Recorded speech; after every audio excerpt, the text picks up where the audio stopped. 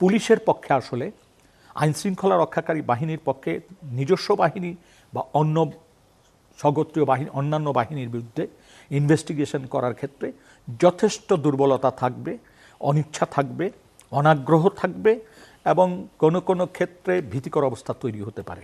এটা তো আমরা ফেস করে আসছি, আমরা তো অনুসন্ধান করতে যেয়ে এটা ফেস করছি, আর তারা তো তদন্ত করবে, এটা তাদের জন্য খুবই কঠিন। সাম্প্রতিককালে আমরা দেখেছি 10ই এপ্রিল, এই বছর 10ই এপ্রিল এই সরকারের আমলে প্রথম গুমের একটা অভিযোগ আমাদের কানে এসেছে। মানবাধিকার কর্মী হিসাবে এই বিষয়টা নিয়ে আইনমন্ত্রীর সাথেও আমি কথা বলেছি এবং নীতি নির্ধারকদের আরও দু একজনের সাথে আমার কথা হয়েছে এবং তারা আশ্বস্ত করেছেন যে এই ঘটনাটি আমরা সত্যিকার অর্থে তদন্ত করে দোষীদেরকে চিহ্নিত করার জন্য যা কিছু করার আমরা সেটা করব।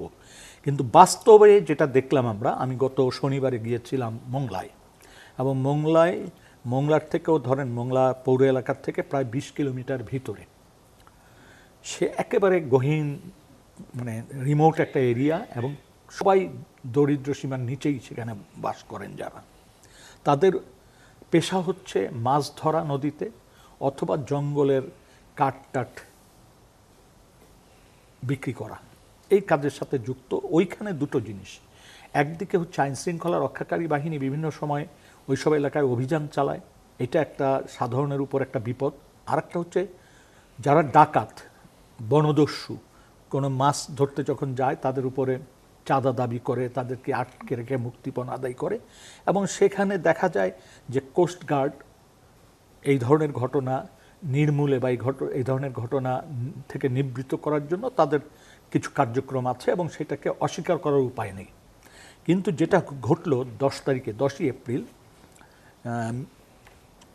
একজন মৎস্যজীবী এবং যে কিনা কখনো কখনো মাছ ধরে, কখনো কখনো মোটরসাইকেল চালক হিসাবে কাজ করে, এই লোকটিকে তারা উঠিয়ে নেওয়ার পর প্রথম সিভিল ড্রেসে দুজন আসে, এসে তাকে ধরে নিয়ে ঘাটে যায়, ঘাট থেকে নৌকায় করে পল্টন, অর্থাৎ লোকাল ভাষায় পল্টন বলে, ওখানে নিয়ে যায়। এইটা হচ্ছে কোস্টগার্ডের, এবং সেখানে মারপিট করে, সেখানে ছবি তুলে ভিডিও করে। এরই মধ্যে ওখানে আপনার কোস্টগার্ডের একটা স্পিড বোট আসে এবং সেখানে কোস্টগার্ডের ড্রেস পরা অবস্থায় 7-8 জন বা আরও বেশি সংখ্যক লোক ছিল। তারা তাকে ওই স্পিড বোটে করে নিয়ে চলে যায় তাদের বেস ক্যাম্পে, এবং তারপর ধরেন 4 মাসের উপর হতে চলল। এর ভিতরে পরিবারগুলি প্রেস কনফারেন্স করেছে, মানববন্ধন করেছে, মারামারি হয়েছে, মামলা খেয়েছে গ্রামবাসী, গ্রাম উজাড় করে দিয়েছে, মানুষ থাকতে পারে না। এবং প্রথম দিকে যে সমস্ত গ্রামবাসী যারা প্রত্যক্ষদর্শী ছিলেন তারা টেলিভিশনে এবং সাংবাদিকদের সামনে এবং মানবাধিকার কর্মীদের সাথে প্রথম 15 দিন যেভাবে কথা বলেছে, যেভাবে সাক্ষ্য দিয়েছে, এগুলি অন রেকর্ড। তাতে খুবই স্পষ্ট তারা দেখেছে কিভাবে নিয়েছে, কিভাবে নির্যাতন করেছে এবং ওই পল্টন থেকে বেস ক্যাম্পে কীভাবে নিয়েছে, এটা পরিষ্কার একটা বর্ণনা আছে। কিন্তু এই মামলার পরে এলাকায় যে কোস্টগার্ড যেভাবে মানুষকে সন্ত্রস্ত করেছে, নির্যাতন করেছে, নিপীড়ন করেছে, গ্রেপ্তার করেছে, আটক করেছে, এই ভিকটিমের মা, স্ত্রী এবং বোন 3 জনকেই জেলখানায় পাঠিয়েছে, আরও গ্রামবাসীকে সাথে নিয়ে। পরবর্তীতে তারা একটা ইনকোয়ারি করেছে। মানে তাকে কি ছেড়ে দিয়েছে, মুক্ত সে নাকি? তার এখন পর্যন্ত তার ট্রেস নেই। প্রথম দিকে এইটা কি বলা হচ্ছে প্রথম গুম হলো, এটাকেই বলা হচ্ছে, আমরা যেটা সেই কাহিনী বলছি। এবং সেখানে দেখেন প্রথম দিকে কিন্তু বলেছে যে আমরা এনেছি, জিজ্ঞাসাবাদ করে যদি তার কোনো সম্পৃক্ততা না পাওয়া যায় ছেড়ে দিব, এটা তার পরিবারের কাছে বলেছে। এবং পরিবার দেখা করতে চেয়েছে, দেখা করে নাই, এবং তাদের ভিতরে কথোপকথনে পরিবার খুব স্পষ্টই হয়েছে যে তাদের কাছে আছে। এবং পরবর্তীতে যেটা হয়েছে 4-5 দিন পর ডিনাই করছে যে না, আমরা এই নামে কাউকে চিনি না, কাউকে আনিনি। এর ভিতর পুলিশের কাছে জিডি করতে গেছে, পুলিশ প্রথমে একটা রিটেন কাগজ রেখেছে, তারপর প্রথম দিকে জিডি নেয়নি। 13 দিন পর জিডি নিয়েছে নিখোঁজ লিখে, যেটা আমরা বাংলাদেশে বিভিন্ন সময় দেখেছি। গুমের ঘটনায় নিখোঁজ বা বাসার থেকে বের হয়েছে, আর কোনো খবর নেই, এইসব লিখেই সাধারণত নেয়। তো আমরা পুলিশের সাথেও কথা বলতে পেরেছি, কিন্তু কোস্টগার্ডের সাথে আমরা এখনো কথা বলিনি। পুলিশের সাথে কথা বলে তাদের অফিসিয়ালি কথা তারা একরকম বলছেন, তবে তাদের কথাবার্তার মধ্য দিয়ে দুর্বলতা প্রকাশ পেয়েছে।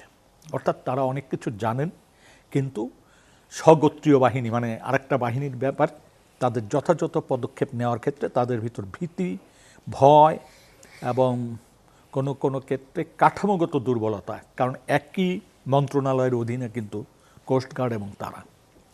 তো এটাতে একটা জিনিস খুবই স্পষ্ট, সেটা হচ্ছে মানুষ, আপনি অবাক হয়ে যাবেন, টেলিভিশনে যেই টেলিভিশন প্রচার করেছে যে এই ঘটনাটা গুম, মিরাজ শেখ, সেই টেলিভিশনই 1 মাস পরে বলছে যে না, সে গুম না। কি টেলিভিশন সেটা? চ্যানেল 1 সম্ভবত, চ্যানেল 1 বা চ্যানেল 9 আমার যতদূর মনে পড়ে। এবং যেই ব্যক্তিটি, আমরা যখন গিয়েছি, আপনি অবাক হয়ে যাবেন, একটা মানুষ যে কিনা প্রথম সাক্ষ্য দিয়েছে মানবাধিকার সংগঠনের কাছে প্লাস সাংবাদিকদের কাছে ভিন্ন তারিখে, যে তার সে ঘটনা দেখেছে, এইভাবে নিয়ে গেছে পল্টন থেকে এইভাবে নিয়ে আপনার ক্যাম্পে নিয়ে গেছে, বেস ক্যাম্পে। এটা যে বলেছে, আমরা যখন গেলাম আমাদের প্রশ্ন করার আগেই বলে ফেলতেছে আমি কিছু দেখিনি, কিছু জানি না। আমি অবাক যে আমরা ঘরে ঢোকার সাথে সাথে সে এটা বলছে, তাদেরকে কেউ বলেও নাই যে তারা কোত্থেকে আসছে বা কি। যাই হোক, তখন আমরা জিজ্ঞেস করলাম যে আমরা কেন আসছি, এটা কি তো জানেন না আপনি কি দেখছেন কি দেখেন নাই, এটা মানে এটা কি? এক কথা আমি কিছু দেখিনি। তখন আমরা প্রশ্ন করলাম যে আপনার তো আমরা টিভিতে দেখেছি আপনি এটা বলেছেন, বলে এটা আমাকে শিখিয়ে দিয়েছে। কে শিখিয়ে দিয়েছে? কোনো জবাব নেই। তাতে পরিষ্কার তার শারীরিক যে মুভমেন্ট, সেটাতে খুব স্পষ্ট যে ভীতিকর একটা পরিস্থিতির মধ্যে আছে। কারণ ওই সময় তার স্ত্রী কিন্তু পাশের থেকে বলছে যে আমরা এখন সব বলি, আর পরে কি সন্ধ্যার পরে কি আমাদের গ্রামে থাকতে দিবে, তখন কে আসবে? এই কথাটা তার স্ত্রী খুব আস্তে আস্তে আমাদের পাশ থেকে বলছিল। জিজ্ঞেস করলাম, তখন কিছু কথা তিনি বললেন। এর মধ্য দিয়ে আমাদের কাছে যেটা মনে হয় যে এই যে 14 ধারা যেটা সন্নিবেশিত হয়েছে মানবাধিকার কমিশনে, যে এই ধরনের গুমের ঘটনার তদন্ত, যেটা ধারাবাহিকভাবে গুম হবে সেটা আইসিটি করবে, এটা ঠিক আছে, কিন্তু এই যে বিচ্ছিন্নভাবে যে ঘটনাগুলি ঘটবে সেটা পুলিশ করবে।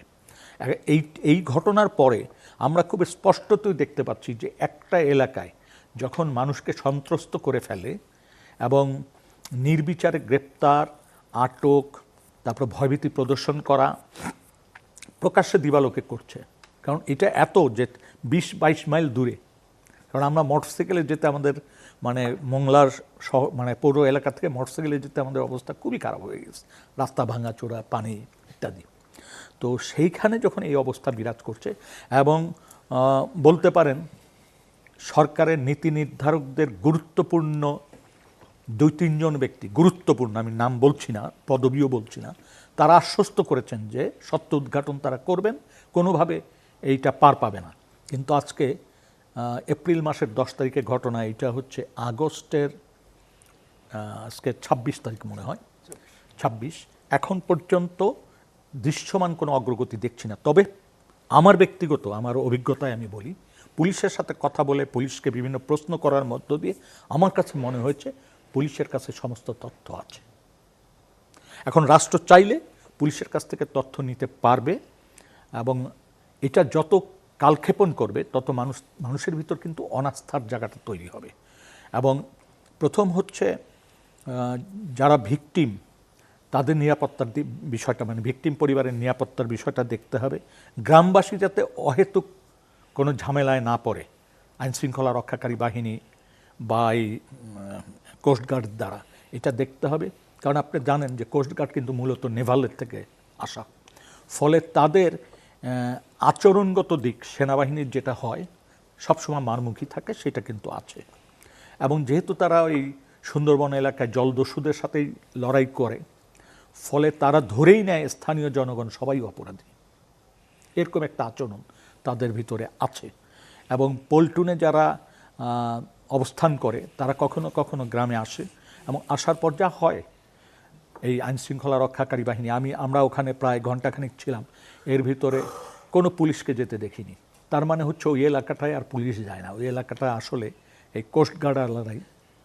দিগরাজ বেস ক্যাম্পটা হচ্ছে দিগরাজ, ওখান থেকে আসে এই পল্টন থেকে আবার দিগরাজে যায়। Thank you. তো এই জায়গার থেকে এই প্রথম ঘটনাটা অনুসন্ধান মানে এলাকা পরিদর্শন, সাধারণ মানুষের সাথে কথাবার্তা বলে, ভিকটিম পরিবারের সাথে কথাবার্তা বলে, সাংবাদিক আইনজীবীদের সাথে কথাবার্তা বলে মনে হচ্ছে যে পুলিশের পক্ষে আসলে আইনশৃঙ্খলা রক্ষাকারী বাহিনীর পক্ষে নিজস্ব বাহিনী বা অন্য স্বগোত্রীয় বাহিনী, অন্যান্য বাহিনীর বিরুদ্ধে ইনভেস্টিগেশন করার ক্ষেত্রে যথেষ্ট দুর্বলতা থাকবে, অনিচ্ছা থাকবে, অনাগ্রহ থাকবে এবং কোনো কোনো ক্ষেত্রে ভীতিকর অবস্থা তৈরি হতে পারে।